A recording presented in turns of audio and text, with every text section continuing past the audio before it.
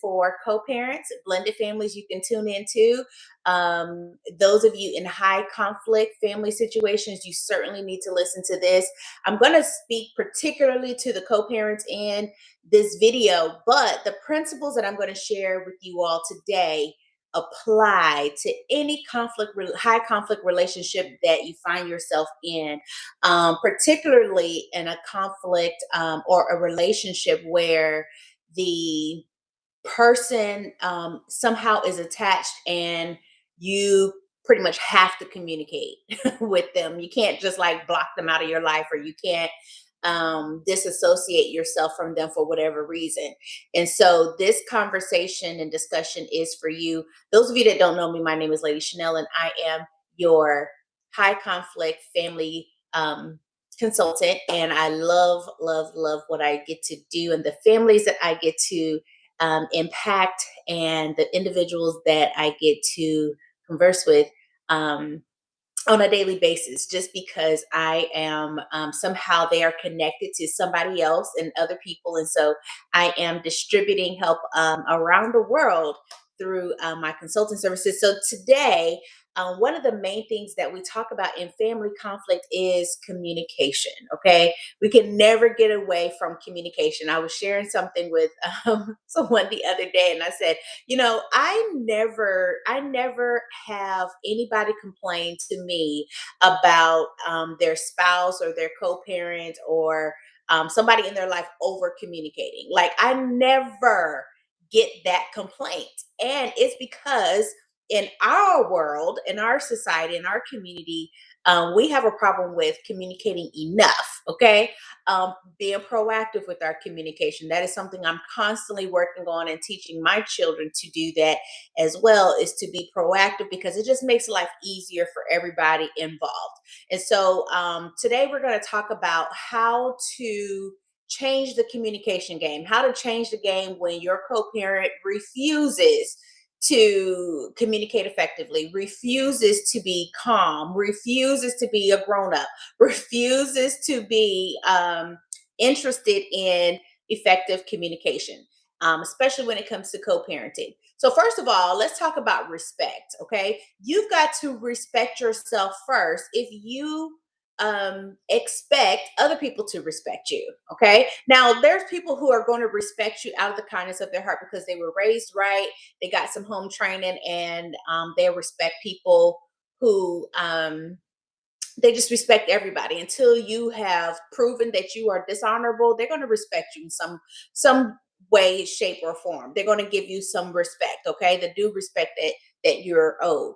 However, when someone just constantly chooses not to respect your time, you as a person, your ability to be a parent, your ability to raise your children, your ability to provide for your children, your ability to provide a safe space for conversation, then you've got to say, you know what, I'm not going to keep putting myself in this situation. I saw this quote on one of my co-parenting groups that I manage, and the quote was amazing because it put it so plainly. Okay, the quote said, you cannot control their capacity to wound you. And I changed up the words a little bit, y'all, because I needed to make sense. I needed it to make sense to my entire audience. But the quote says, you cannot control their capacity to wound you. You can only control your proximity to their weapon of choice.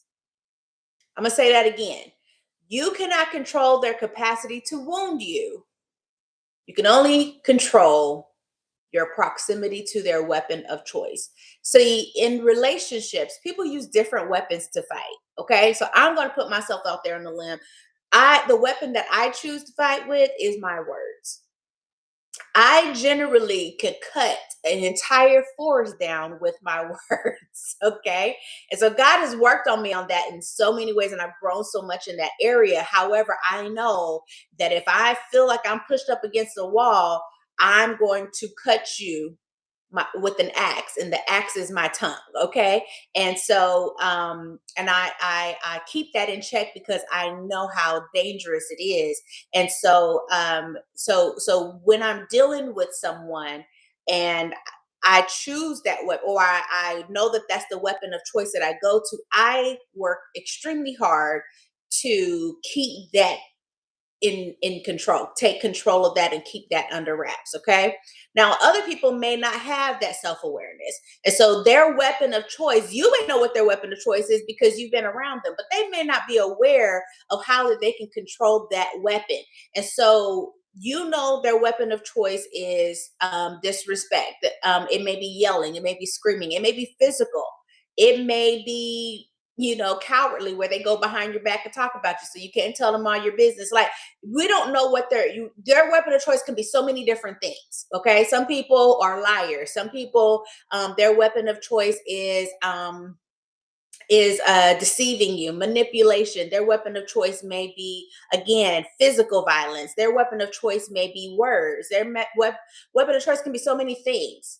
But you've got to recognize what weapon of choice they're using consistently with you, and you have to choose your proximity to that weapon. Okay. Now, some of y'all like to tussle. And so some of y'all will engage in that level of warfare unnecessarily. Now, with co parents, I urge you not to do that, because who does it benefit? At the end of the day, it doesn't benefit the child. Okay. So